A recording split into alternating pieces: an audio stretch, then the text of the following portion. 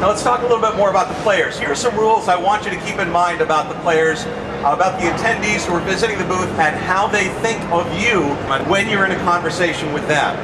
All right, here we go. First, number one, to an attendee, you are ABBYY Software. You are the company. You embody all of the traits that people will associate with ABBYY. Now you guys all look very grim all of a sudden, so I must have scared you at this point. But here's what I mean. If you're friendly, then ABBYY's friendly. If you ask a lot of questions and show interest in the story of the person you're talking to, then ABBYY cares about its customers. If you're rude or you say something derogatory, then ABBYY's a jerk and who would want to work with them. They will take the personality traits that you exhibit and they will extrapolate them and apply them to the entire company. And if you don't believe me, think about a time when you had a bad customer service experience. I bet you didn't walk away saying, oh, you know what, I love this company, but so-and-so on the phone was a jerk to me. You wrote off the whole company based on one bad conversation, right? That is the kind of power that you hold in these conversations. Number two, they speak subtext. Who can give me a definition of subtext? The underlying message is right. Subtext is basically everything that you say except for the words that are actually coming out of your mouth.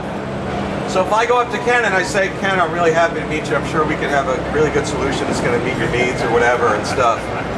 Ken, that was perfect. I said all the right words. Do you think I mean it? Why not?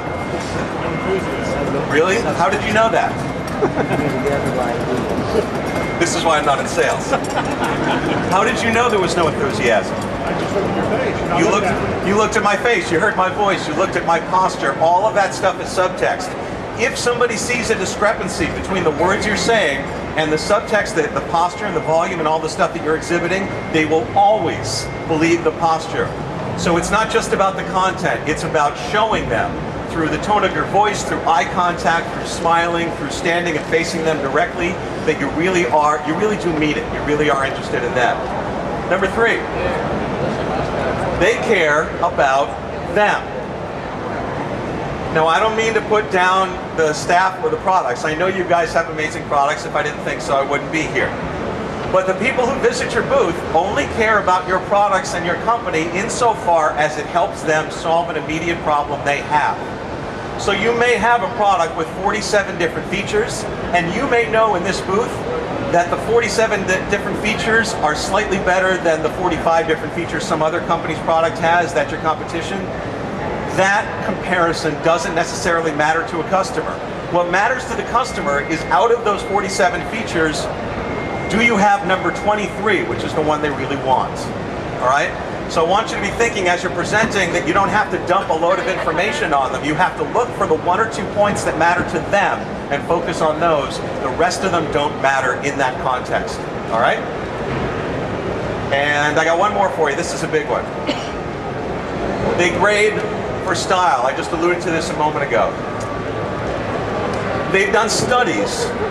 This statistic is taken from a study at UCLA to try to determine, when you have a conversation with somebody or when you see somebody speak in public, what factors into your judgment about how good a speaker they are, or how much you like them, or how much you accept their message.